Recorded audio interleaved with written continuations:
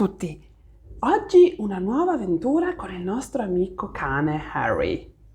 Questo racconto si chiama No Roses for Harry. Buon ascolto!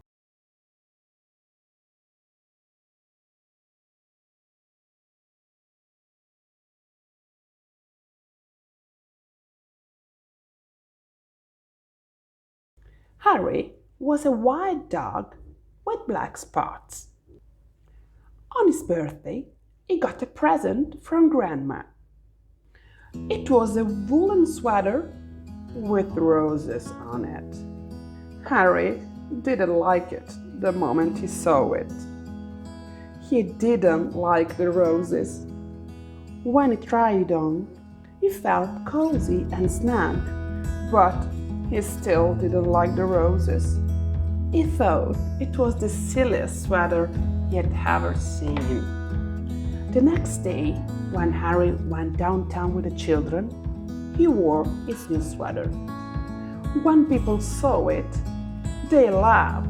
Ha ha ha ha ha! When dogs saw it, they barked.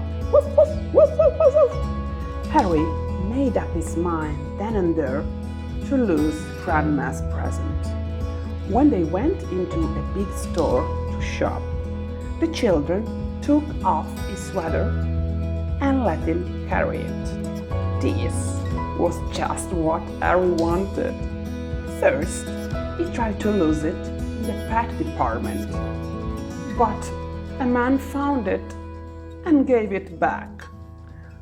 Then he tried to lose it in the grocery department, but a lady found it and gave it back. He tried to lose it in the flower department, but a little boy found it and gave it back. The children didn't let Harry carry it anymore.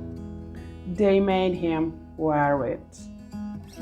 As they started home, Harry was beginning to think he'd never lose it. When he got home, his friends were waiting to play with him, but Harry didn't feel like playing, so they left him alone as he sat wondering what to do. Harry noticed a loose stitch in his sweater. He pulled at the wool just a little at first, then a bit more and a little bit more. Harry didn't know it, but a bird was watching. In a minute, Harry pulled out quite a long piece of the wool. The end of it lay on the grass behind him. Suddenly, the bird flew down. Quick as a flash, she took the end of the wool in her beak and flew away with it. It all happened before Harry could even blink. The sweater began to disappear right before Harry's eyes. First one leg, then the neck, then the other leg, then the back, and finally the whole thing was just one long piece of wool flying off into the sky. The sweater was gone. Harry could hardly believe it. He barked and jumped with joy. Then he ran out of the yard. He ran down the street barking "Thank you" to the bird over and over again. The bird and the wool were just a tiny speck in the sky, but Harry kept following them. He came home thirsty and tired and was having a drink in the kitchen when the children ran in.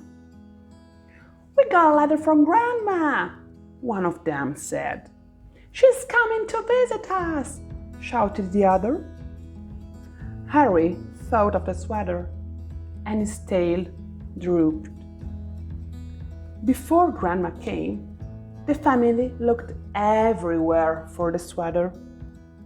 They wanted her to see how nice Harry looked in it. Of course, they couldn't find it. Only Harry knew why. When Grandma arrived, Harry ran to her with his leash. Then he sat up and begged. "All right, Harry," said Grandma. "After I have my lunch and a nap, we'll go for a walk." That afternoon, Harry and Grandma and the children started off on their walk. Harry barked happily and he pulled toward the park. When they got to the park, Harry pulled harder. The children let him off his leash and he ran on ahead. He seemed to be looking for something. All at once, he stopped under a big tree. He looked up and began to bark and wag his tail. Grandma and the children came running.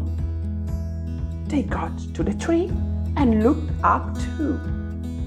Suddenly, one of the children said, "I see a nest.